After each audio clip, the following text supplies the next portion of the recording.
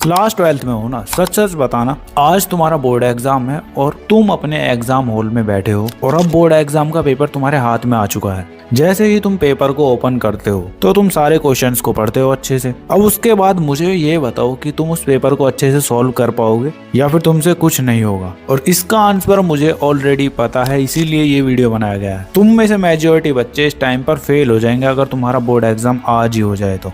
और इसी प्रॉब्लम के लिए ये डू और डाई स्ट्रेटजी वीडियो तैयार। स्टूडेंट हूँ, मेरे तो बस का कुछ है ही नहीं, तो आज से ये बोलना बंद कर दो। बिकॉज अगर तुम अपने आप को नेगेटिव अफर्मेशन देते हो ना, तो तुम्हारा माइंड उसी तरह से रिएक्ट करता है, तुम बिल्कुल भी अच्छे से नहीं पढ़ पाओगे। तो इस चीज को खत्म करने के लिए सिंपली तुम्हें अपने आप को पॉजिटिव अफर्मेशन देना है। कोई भी कितनी भी बड़ी डिफिकल्टी आए, कोई टॉपिक तुम्हें समझ नहीं आ रहा, सीधे अपने आप को बोलो हाँ मैं कर लूंगा। ये कोई इतना हार्ड नहीं है, बस सिंपली तुम्हें अपने माइंड को पॉजिटिव अफर्मेशन देना है, बस सिंपल। तो इन 4 मिस्टेक्स को गलती से भी मत कर देना अब लास्ट डेज में, वरना तुम्हारा डू और डाई प्लान भी फेल हो जाएगा, चाहे तुम किसी भी स्ट्रीम से हो। ठीक है, समझ गए ना। अब तुम्हारी आती है गेम चेंजर 3 थिंग्स, जिनके बगैर तुम्हारा ये डू और डाई प्लान अधूरा है। और यही इस वीडियो की बैकबोन होने वाली है, क्योंकि बोर्ड एग्जाम का गेम यहीं से पलटेगा। कौन कौन सी 3 थिंग्स हैं चलो बताता हूँ। तो game changer number 1, previous year questions. अब पीवाईक्यू का मतलब सिर्फ क्वेश्चन सॉल्व करना नहीं होता, इसका मतलब होता है कि तुम अपने बोर्ड एग्जाम के दिमाग को समझ रहे हो,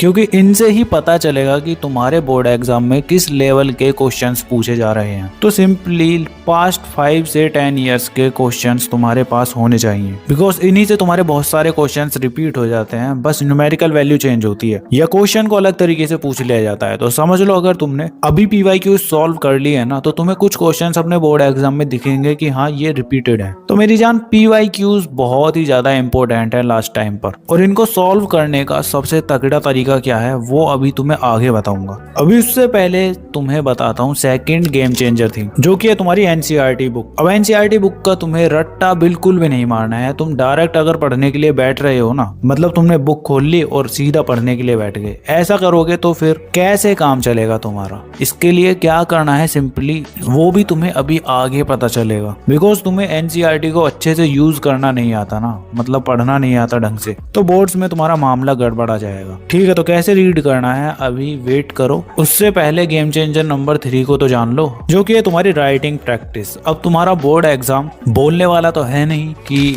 टीचर आएगा और तुमसे डायरेक्ट सुनने लग जाएगा। बोर्ड एग्जाम तुम्हारा लिखने वाला ही तो होगा ना। तो इसमें तुम्हें सिंपली क्वेश्चन पेपर दिया जाएगा, उसके आंसर तुम्हें अपने आंसर शीट में लिखने हैं। तो उसके लिए राइटिंग प्रैक्टिस भी तो बहुत ज्यादा जरूरी है।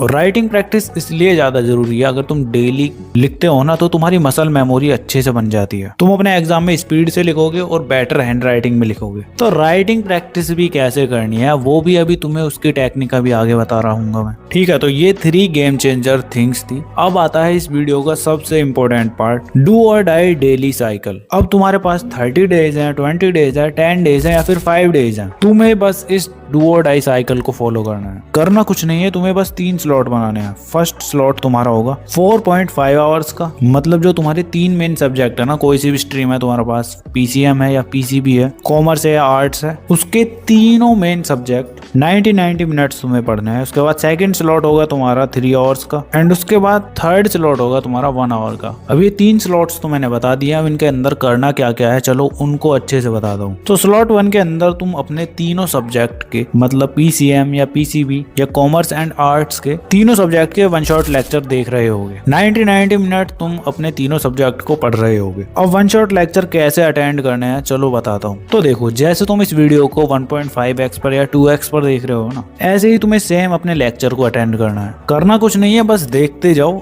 और जो जो चीजें तुम्हें इंपॉर्टेंट लगे उनको अपनी नोट्स में लिखते जाओ। मतलब डिटेल में ना तो नोट्स बनाने हैं ना ज्यादा देर वीडियो को पॉज करना है, बस जल्दी जल्दी लेक्चर को देखते जाओ। इससे होगा क्या कि इससे तुम्हारा बेस क्लियर हो जाएगा, वो चैप्टर तुम्हें समझ आ जाएगा कि किस बारे में चैप्टर है, ये सब तुम्हें अच्छे से पता चल जाएगा। मतलब डिटेल में तुम्हें बिल्कुल भी नहीं जाना है, बेसिक चीजें पकड़ो, उसके बाद कैसे उनको स्ट्रॉन्ग करना है वो तुम्हें अभी सेकंड स्लॉट में पता चलेगा। पड़ेगा। तो बेसिक चीजों को समझने के लिए तुम्हारे वन शॉट लेक्चर्स होंगे और मार्क्स इंक्रीज कराने के लिए तुम्हारा सेकंड स्लॉट में होगा क्वेश्चन प्रैक्टिस। अब जैसा कि मैंने ऑलरेडी बता दिया है कि ये तुम्हारा 3 आवर्स का होगा, तो इसके अंदर तुम्हें क्वेश्चंस की प्रैक्टिस करनी है। और क्वेश्चंस की प्रैक्टिस ऐसे नहीं करनी है कि बैठ गए क्वेश्चन को खोल के उसका सॉल्यूशन डायरेक्ट लिखने लग गए या फिर बिना किसी एफर्ट के कोई वीडियो देख ली उसकी। मतलब कि बोरिंग तरीका तुम्हें बिल्कुल भी यूज नहीं करना है। क्या करना है चलो अब अच्छे से बताता हूँ। तो सिंपली तुम्हें इन 5 स्टेप्स को फॉलो करना है। स्टेप 1 के अंदर तुम अपने प्रीवियस ईयर क्वेश्चंस को उठाओगे और सेकंड स्टेप में तुम्हें एक PYQ को पढ़ना है। देन उसके बाद स्टेप 3 में तुम अपने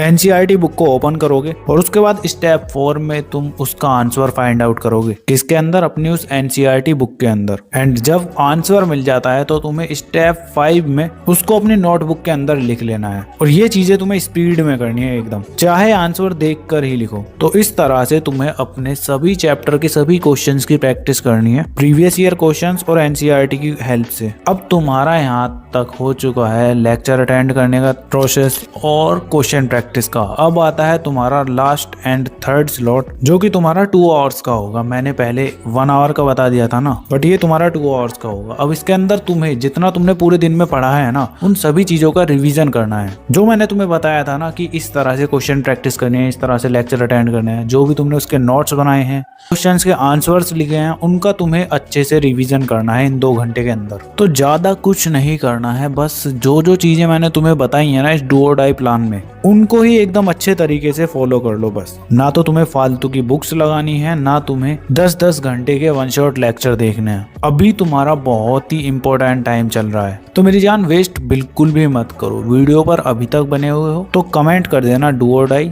और कोई प्रॉब्लम है तो वो भी शेयर कर सकते हो, मैं नेक्स्ट वीडियो बना दूंगा उसके ऊपर। बाकी तुम्हें अपनी स्क्रीन पर ये वीडियो शो हो रही होंगी, तुम इनको भी देख सकते हो। चलो फिर मिलते हैं नेक्स्ट वीडियो में, तब तक के लिए keep learning, keep studying and keep smiling.